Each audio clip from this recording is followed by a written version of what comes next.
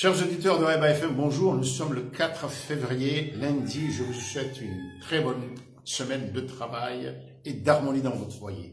Aujourd'hui, ce matin, le journal Massiwa, sous la signature de Toufel Maïcha, un jeune journaliste réputé pour ses enquêtes, pour son sérieux et sa pugnacité dans la recherche des faits et de la vérité,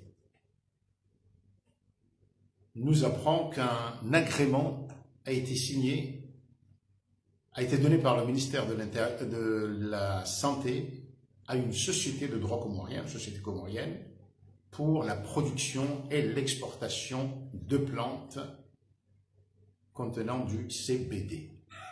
CBD, c'est quoi? C'est le produit qu'on trouve dans le cannabis. Bangé. Alors, à Rema FM, nous avons continué l'enquête et nous avons posé les questions aux différents responsables, au ministère de la Santé, par le responsable de la communication, à des pharmaciens, à des professionnels, et tout le monde tombe de nous. Alors, il faut savoir que depuis quelques années, des pays libéralisent la consommation ou la production de cannabis. L'Uruguay a été le premier pays, l'Uruguay en Amérique latine, depuis 2013, donc là ça fait 6 ans, a libéralisé la consommation, la production, la vente du cannabis. Dernièrement, en Californie, l'État californien aussi a adopté une politique très libérale. Dans beaucoup de pays, enfin, dans plusieurs pays maintenant qui adoptent une politique libérale vis-à-vis du cannabis, on ne pénalise pas, enfin, on ne condamne pas à la prison. Les gens sont autorisés à avoir de 3 à 25 grammes. Je crois 25 grammes, c'est le maximum pour la consommation personnelle. Au-delà, on ne condamne pas en prison, mais c'est des amendes. Le débat surtout a porté sur les bienfaits médicaux. Mais de plus en plus de pays libéralisent. On le constate aussi en Afrique, notamment en Afrique du Sud. Mais revenons à la situation comorienne. Donc, un agrément signé par la secrétaire générale du ministère de la Santé, autorisant une société comorienne. Personne ne signe. Le chargé de communication, le responsable de la communication du ministère nous dit, il n'a pas nié, il n'a pas dit non, le document est faux. C'est pourquoi d'ailleurs nous vous en parlons. Elle a dit, la ministre n'est au courant de rien. Alors, comment? Comment est-ce possible?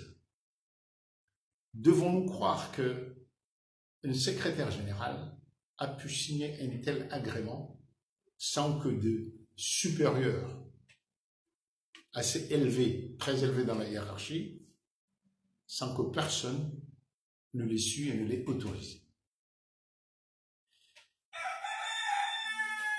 Pourquoi nous nous interrogeons? Parce que jusqu'à présent, la culture du cannabis, la consommation, la vente est interdite au Comores. Or, pour qu'il y ait agrément, il faudrait que la loi se change. Aucune loi n'a été changée. Et quand on regarde aussi bien dans le journal officiel, et c'est vrai que le journal officiel n'est pas tout libre, mais chez nos partenaires, par exemple l'OMS, on voit que notre pays interdit toujours le cannabis. Et d'ailleurs, il ne se passe pas de mois sans que les douanes et le gouvernement ne se félicitent parce qu'il y a eu une saisie de cannabis dans le pays. S'il fallait donner l'agrément, en supposant que c'est pour une culture médicale, alors, il aurait fallu informer les professionnels. Nous avons interrogé des pharmaciens, personne n'est au courant. Nous avons interrogé des responsables du ministère de la Santé, ils tombent des nues. Parce que si le gouvernement aujourd'hui, après assistance technique de l'extérieur, dit très bien, on va autoriser la culture du cannabis comme plante médicinale pour avoir de l'argent, trouver des ressources à nos paysans. Cela peut se concevoir, mais cela demande de changer la loi, de demander de l'assistance technique pour la production, mais aussi de l'assistance technique pour toute une chaîne de surveillance, pour qu'il n'y ait pas de vol, de consommation non autorisée, parce que une plante médicinale, comme tout ce qui guérit, est aussi dangereux s'il est surconsommé. Alors, je vous convie, je vous encourage à lire le Massiwa d'aujourd'hui et puis de le suivre surtout demain. Comme c'est Massiwa qui a le scoop de cette info, bien sûr, nous n'allons pas publier les documents que nous avons, puisque c'est Massiwa qui les a eus en premier, mais nous avons fait l'enquête de notre côté et maintenant, allez acheter Massiwa aujourd'hui et demain pour voir cette affaire qui, quand même, doit nous inquiéter sur l'anarchie, et pas simplement l'anarchie. Si cela a été fait sans autorisation, il y a des gens qui pensent gagner très très gros, beaucoup d'argent dans cette affaire. Illégalement. À demain.